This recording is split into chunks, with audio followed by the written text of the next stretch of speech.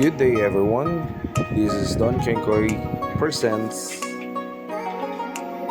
ResearchSense with the topic Research Gap. So today we're going to talk about what is a research gap, which is a fundamental concept in the world of academia and a scholarly inquiry. It represents a space within the existing body of knowledge where there is a lack of information, unresolved questions, or unexplored dimensions. Identifying research gap is akin to recognizing a missing puzzle piece in a larger picture of a particular field of study. It also serves as a catalyst for a new research, driving scholars to explore uncharted territory and contribute to the advancement of knowledge. In the landscape of academic research, a gap signifies more than just an absence.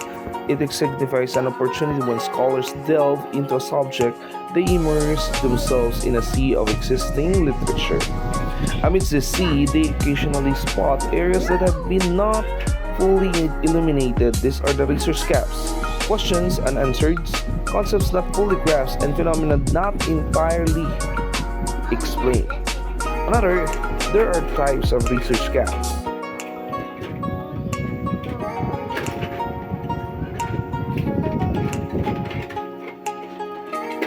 First, we have the knowledge gap. This refers to a gap in existing knowledge base where essential information or understanding is lacking.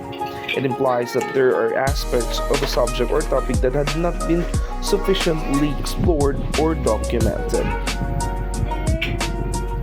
Next, we have the evidence gaps. This signifies that there is an insufficient empirical evidence to support or to refute a particular claim or hypothesis. It indicates a need for more data or research to establish a stronger evidential basis. Another, practical knowledge gap. This type of gap pertains a deficiency in practical knowledge or the application of theoretical knowledge. It suggests that while theoretical concepts may exist, there is a lack of guidance or understanding. Another is the methodological gap. This gap arises when existing research methods or techniques are inadequate for fully investigating a research questions or a problem. Researchers may identify limitation in the data collection, analysis, or research design methods. Next, we have the empirical gap. This gap points to areas where empirical studies or experiments are lacking. It suggests that there are real-world data or observation in a specific area of research. Another gap is the theoretical gap. A gap signifies that existing theories or models are insufficient to explain a particular phenomenon or set of observation. It implies that there is a need for a new or refined theoretical frameworks.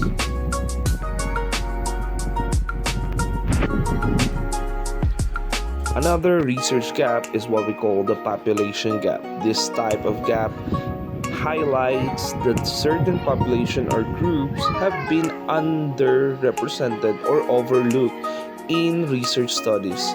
It suggests that there is a need for more inclusive and diverse research that considers a broader range of population.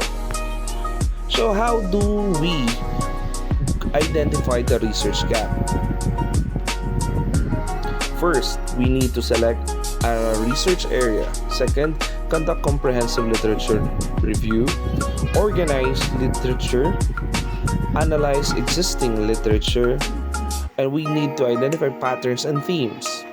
Also, we need to critically evaluate the existing research and look for contradictions and inconsistencies so that we could identify unanswered questions to consider the emerging trends, and we need to consult it to experts so that we could create a research questions to justify the research gap. So let's proceed to the gap analysis. This is the time that we're going to analyze how can a certain topic become a gap for a research endeavor. So we are using gap analysis to identify different gaps or problems that a community or a certain context. Here are an example of a gap analysis. So as you can see, there is a table with three columns, and the first column presents the what should be, or what we call the stated or desired goal of a certain research, and number two, the actual, and lastly, the gap. So first example states that all 9 secondary schools must have 75% proficiency in that English.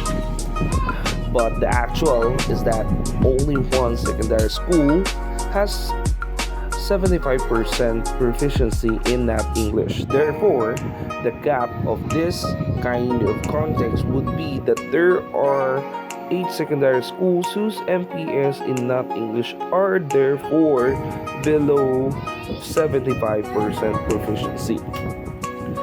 Second, we have all elementary pupils must be readers by grade 3, stating that the population of the school attained the 30,770 pupils. It shows that only 30,091 pupils are readers based in the field area results. Therefore, there are still 679 pupils who are not readers or considered as non-readers. Lastly, we have the example stating that all grade 7 teachers and students must have complete copies of the teacher's guide and learning materials. So what would be the actual for this kind of context, that grade 7 teachers and students only have copies of the teacher's guide and the learning materials for the first semester.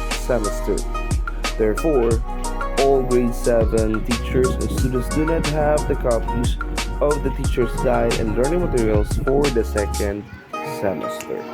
This time, you are going to answer an exercise where you are going to provide the gap of the research study, provided that there are the considered goal and the actual situation of the context. You can answer in this exercise, and you can click or comment below to state your answers. So this time, let's proceed to another topic which is related to research gap, and that is the problem tree. This is a tool in analyzing an existing situation by identifying the major problems and their main causal relationship. It represents a graphical presentation of problems differentiated according to the causes and effects, joined by a core or focal problem. That is according to Morato 2019. So here is an example of a problem tree.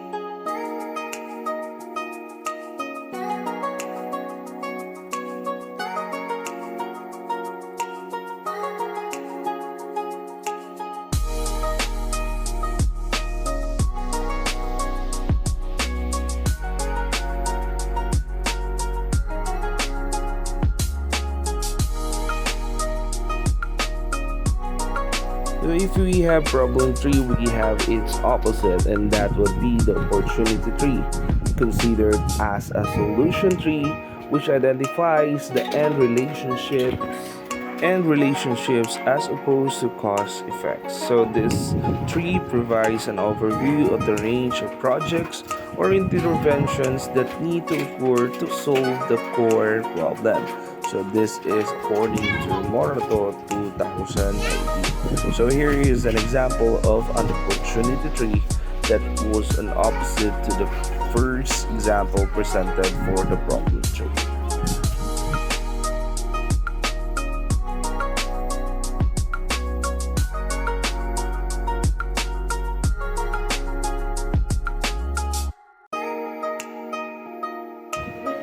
Alright, there you have it. So this time you are going to have an evaluation where you are going to do this following tasks. First, to create a gap analysis. Second, to craft a problem tree. And activity tree for an opportunity tree. For this evaluation, you can submit your answer sheet to our next session. Alright, there you have it. Again, this is Don Kekoy's Stopover, your research sense. Hit the subscribe button, ring the notification bell, and join us on this enlightening adventure because when it comes to research, sense is what we make of it.